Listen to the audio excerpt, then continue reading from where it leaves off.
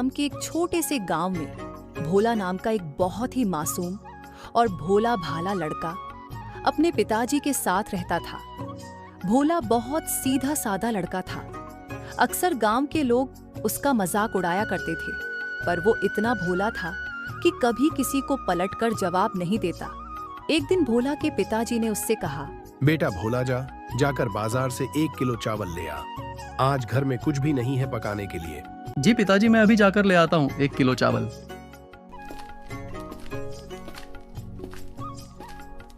भोला चावल लेने के लिए अपने से घर से निकलता है।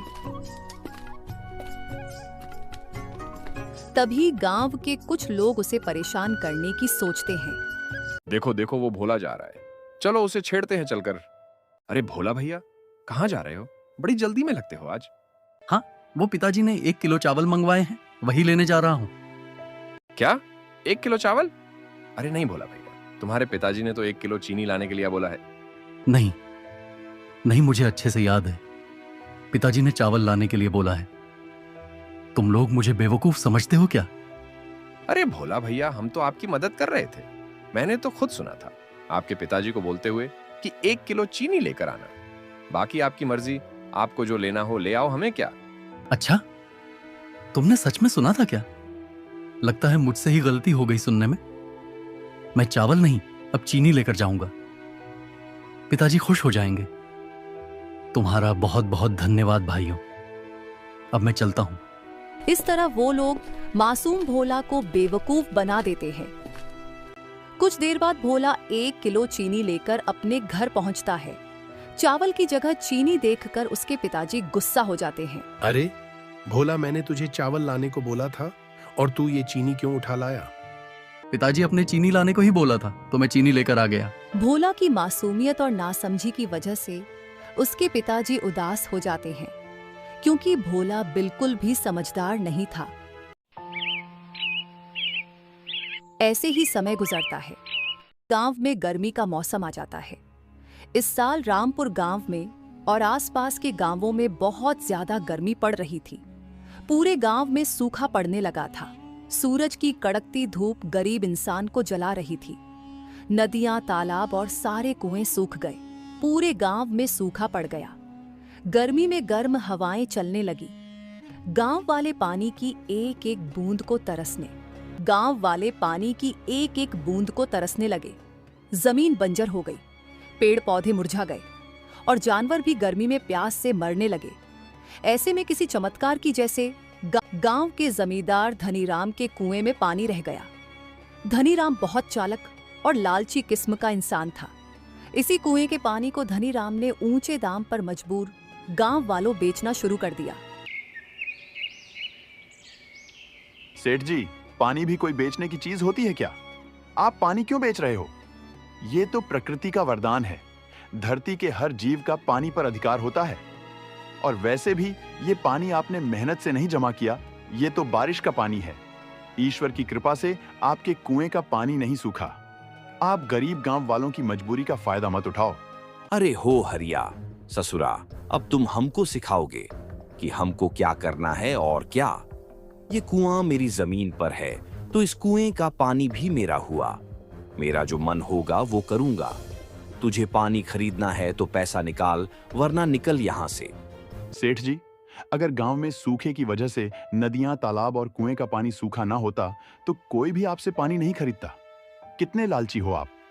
ऐसे दुख के माहौल में जब सब पानी की एक एक बूंद को तरस रहे हैं, आप पानी का व्यापार कर रहे हो।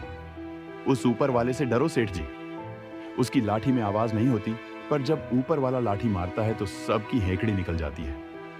अरे ओ हरिया, ज्यादा ज्ञान मत दे मुझे अब। आगे बढ़, बहुत लोग खड़े हैं लाइन में, और अगर इलाज करवाना चाहता है तो बता। इस तरह सेठ धनीराम सब गांव वालों को पानी बेचकर अपनी तिजोरी भरने लगा।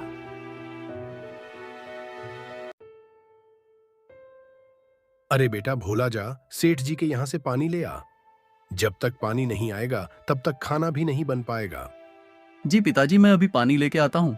लेकिन पिताजी, सेठ जी तो बहुत महंगा पानी बेच रहे हैं। हमारे पास तो ज्यादा पैसे भी नहीं बचे हैं अब। हाँ बेटा, पानी तो महंगा है, पर अब करे भी तो क्या। हम गरीबों पर तो ईश्वर भी तरस नहीं खाता, फिर ये सेठ क्या खाएगा? बिन पानी के जीवन ही नहीं चल सकता हमारा। पिताजी, ये कितना बड़ा अन्याय है। जो पानी ईश्वर ने सबके लिए बनाया है, उसे ये सेठ जैसे लोग अपनी जागीर समझ आकर बेचते हैं।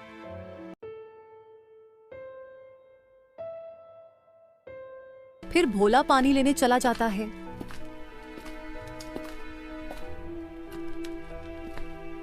सेठ जी, एक घड़ा पानी दे दीजिए। कितने का दे रहे हो एक घड़ा पानी? एक घड़ा पानी के 20 रुपए होंगे भोला। क्या 20 रुपए? अरे सेठ जी, कल तक तो आप 10 रुपए का एक घड़ा पानी बेच रहे थे, आज दुगना दाम कर दिया। अरे भोला, अब मैं भी क्या करूं? पानी खत्म हो रहा है धीरे धीरे। नदियां सूख गई हैं, कुएं और तालाब भी सूख पड़े हैं सब। गांव में सरकारी टैंकर का आना जाना भी बंद हो गया है। ऐसे में पानी के दाम तो बढ़ेंगे ही। कल 10 थे, आज 20 है, और हो सकता है कल परसों में 40 रुपए के एक घड़ा पानी मिले। फिर भोला एक घड़ा पानी लेकर वहां से चला जाता है।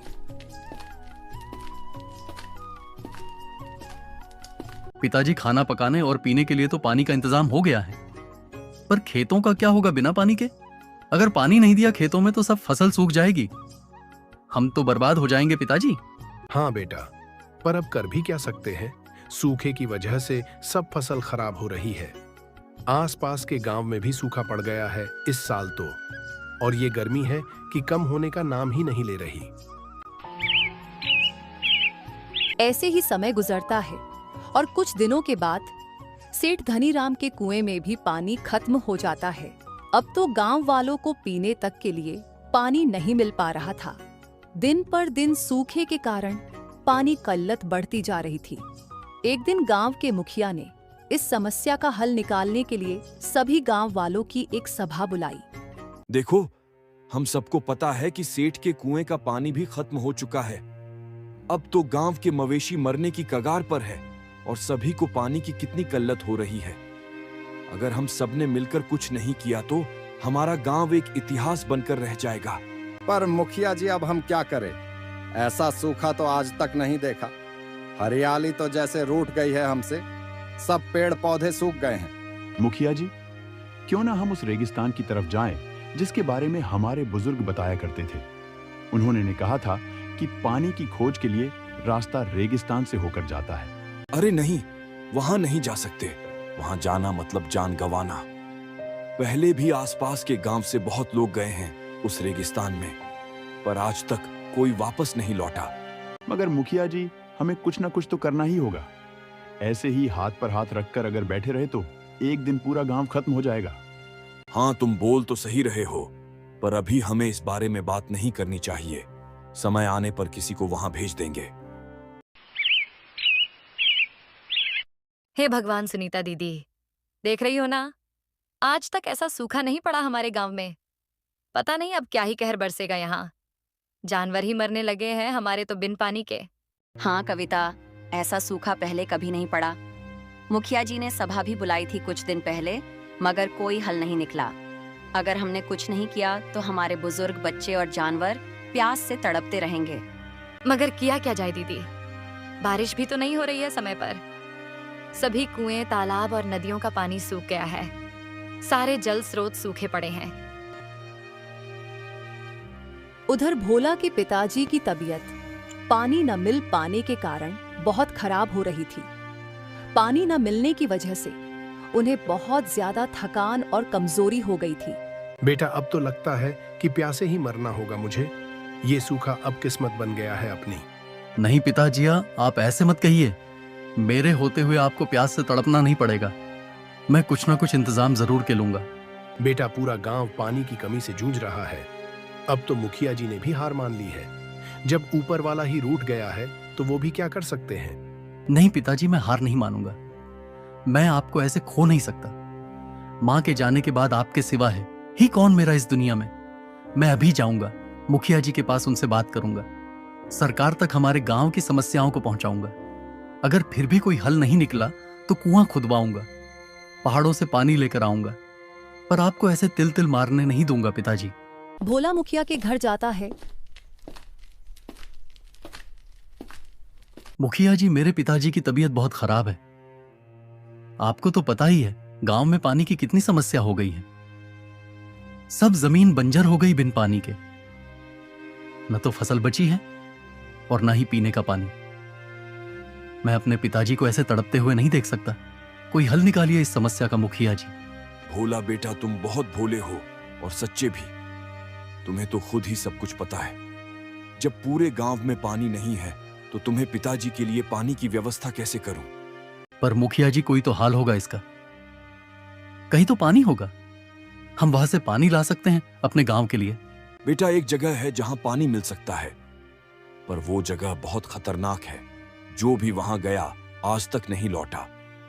हमारे बुजुर्ग बोला करते थे कि रेगिस्तान से पानी का रास्ता जाता है। अब उस मौत के रेगिस्तान एम जाने को कौन तैयार होगा? आप मुझे बताइए मुखिया जी, वो रेगिस्तान कहाँ है? मैं जाऊंगा उस रेगिस्तान में पानी लाने। बेटा, वो कोई आम रेगिस्तान नहीं है।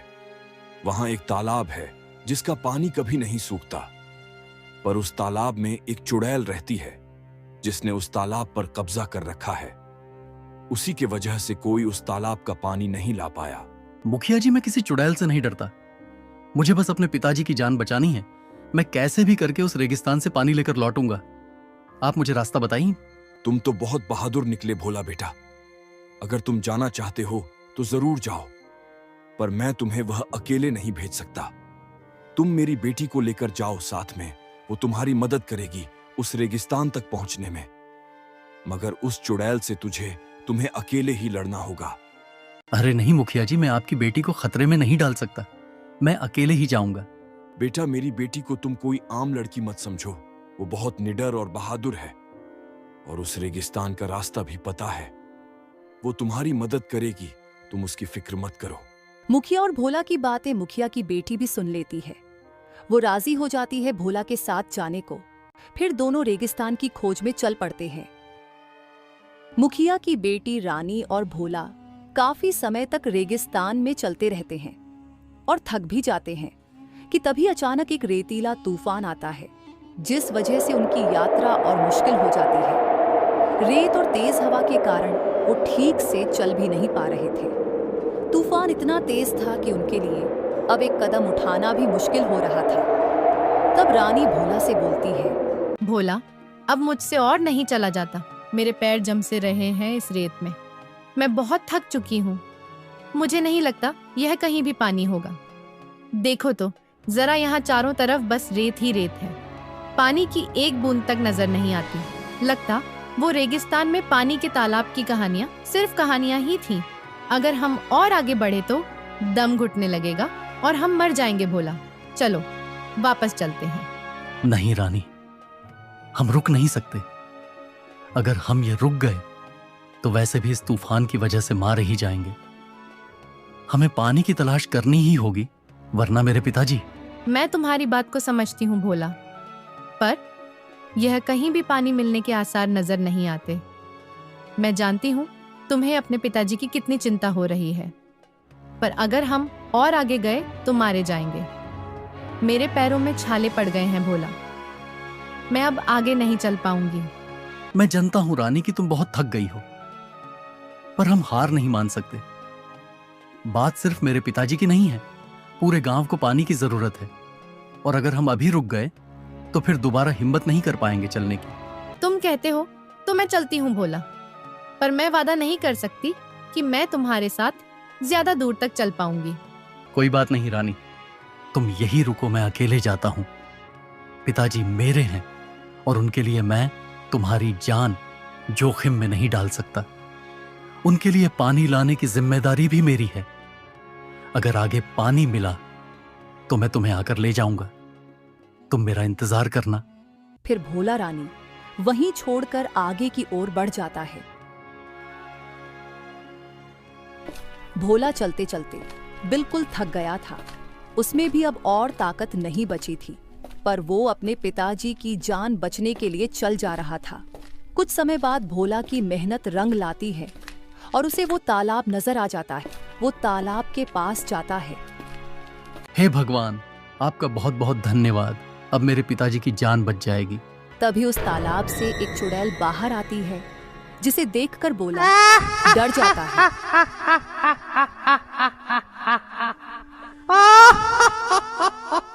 बेवकूफ इंसान, तू यहाँ मरने के लिए क्यों चला आया? चल जा यहाँ से वापस। तुझ जैसे कमजोर इंसान के लिए ये जगह नहीं है। मेरी ताकत का अंदाजा नहीं है तुम्हें। एक पल में मसल कर रख दूंगी तुम्हें। मुझे अपनी जान की कोई परवाह नहीं। मैं ये अपनी पिताजी के लिए पानी लेने आया हूं। उनकी जान मुश्किल में है। हमारे गांव में सूखा पड़ा है और तुमने अपने तालाब का पानी क्यों रोक दिया है? मेरे पिता को पानी नहीं मिला तो उनको बचाना मुश्किल हो जाएगा। तुम इंसान कभी नहीं सुधरोगे। तुम मूर्ख इंसान पानी की कीमत नहीं समझते। पानी सिर्फ पीने के लिए नहीं है, ये ईश्वर का दिया एक अनमोल खजाना है। पर इंसान पानी बर्बादी करता है, नदियों को दूषित करता है, जंगलों को काटता है। मुझे ये सब बर्दाश्त नहीं होता, इसलिए मैं गांव वालों का पानी रोक देती हूँ। जो इस पानी की कदर नहीं करते, उनके लिए ये पानी नहीं है। हमें माफ कर दो चुड़ैल जी। मैं पूरे गांव की तरफ से आपसे माफी मांगता हूँ। सबसे कोई पानी की बर्बादी नहीं करेगा आप। हमारे गांव के कुएं और नदियों में वापस पानी भर दो चुड़ैल जी। मैं आपसे विनती करता हूँ, मेरे पिताजी और बाकी गांव वालों की जान बचा लो चुड़ैल जी। अरे वाह, तुझ जैसा इंसान नहीं देखा मैंने आज तक। कोई भी कभी यहाँ अपनी जान देने को तैयार नहीं हुआ और तूने गांव वालों के लिए अपनी जान दांव पर लगा दी। तू महान है भोला। अगर मेरी जान के बदले मेरे गांव वालों की और मेरे पिताजी की जान बच सकती है तो इससे बड़ी खुशी क्या होगी मेरे लिए। पर चुड़ैल जी, मैं एक आखिरी बार अपनी दोस्त रानी से मिलना चाहता हूँ ताकि अपने पिताजी के लिए संदेश भेज सकूं। ठीक है, जाओ मिलकर आओ अपनी दोस्त से। भोला आखिरी बार रानी से मिलने जाता है। रानी, अब हमारा साथ यहीं तक था। तुम जाओ और जाकर मेरे पिताजी से कहना उनका भोला बेवकूफ नहीं था, हिम्मत वाला था। उसने अपने गांव के लिए अपनी जान कुर्बान कर दी लेकिन हार नहीं मानी। और गांव वालों से कहना पानी अनमोल है, उसकी बर्बादी कभी ना करे। जिसे प्यास की सच्ची तकलीफ नहीं पता वो कभी उसका महत्व नहीं समझ सकता। भोला, तुम ये क्या बोल रहे हो? तुम ऐसा मत करो, हम कोई दूसरा रास्ता खोज लेंगे पानी के लिए। तुम मत जाओ भोला। नहीं रानी, मुझे जाना होगा। तुम बहुत बहादुर हो रानी। तुम मेरे साथ ये तक आई और मेरी हिम्मत बढ़ाई, उसके लिए बहुत बहुत शुक्रिया। तुम एक बहुत प्यारी और सच्ची दोस्त हो रानी। पर अब मेरे और तुम्हारे रास्ते अलग अलग हैं। नहीं भोला, ऐसे मत जाओ। मैं अकेली कैसे जाऊंगी तुम्हारे बिना? और तुम्हारे पिताजी, जरा उनकी सोचो, उन पर क्या बीतेगी जब उनको पता चलेगा कि तुमने उनके लिए अपनी जान दे दी। रानी, तुम्हें जाना होगा। अगर मेरी जान के बदले पूरे गांव को हमेशा के लिए पानी की समस्या से मुक्ति मिल सकती है तो यह सौदा बुरा नहीं होगा। और हां, मैंने तुमसे झूठ नहीं बोला था। पानी मिल गया है पर उसकी कीमत मेरी जान है। अब जाओ रानी, इससे पहले कि तूफान डूबता चलने लगे। इतना बोलकर भोला वहां से चल जाता है, अपने पीछे एक अनिश्चित भविष्य छोड़कर। कुछ देर बाद फिर से वही चुड़ैल तालाब से प्रकट होती है। भोला उसके सामने खड़ा था। चुड़ैल भोला को अपनी जादुई दुनिया में लेकर उसी तालाब में चली गई जहां से वो प्रकट हुई थी। भोला ने अपने गांव वालों के लिए अपने प्राण दे दिए, पर उसका ये बलिदान व्यर्थ नहीं गया। जहां पानी की एक बूंद को लोग तरस रहे थे, वह घनघोर बारिश होती है और सब तालाब, कुएं और नदियों में पानी ही पानी हो जाता है। उस दिन के बाद रामपुर गांव में कभी पानी की कमी नहीं होती। कुछ दिन के बाद रानी भोला के पिताजी के पास जाती है। भोला ने अपनी जान देकर आपकी और गांव वालों की जान बचाई है काका। आपका बेटा बहुत बहादुर था। वो हम सबको जिंदगी देकर चल गया इस दुनिया से। अब इस गांव में कभी सूखा नहीं पड़ेगा। भोला के पिता की आंखों में आंसू आ गए। ये सब जानकर साथ ही गर्व भी महसूस हुआ कि उनके बेटे ने इतना बड़ा काम किया। पूरा गांव वासियों ने भोला की याद को दिल में बस लिया और गांव का नाम बदल भोलापुर रख दिया। आज भी भोलापुर गांव में कभी पानी खत्म नहीं होता और वह के लोग पानी की बर्बादी भी नहीं करते। दोस्तों, इस कहानी से हम सीखते हैं कि कभी भी हमें पानी बर्बाद नहीं करना चाहिए। पानी सच में अनमोल है। अगर ये नहीं रहा तो जीवन भी खत्म हो जाएगा।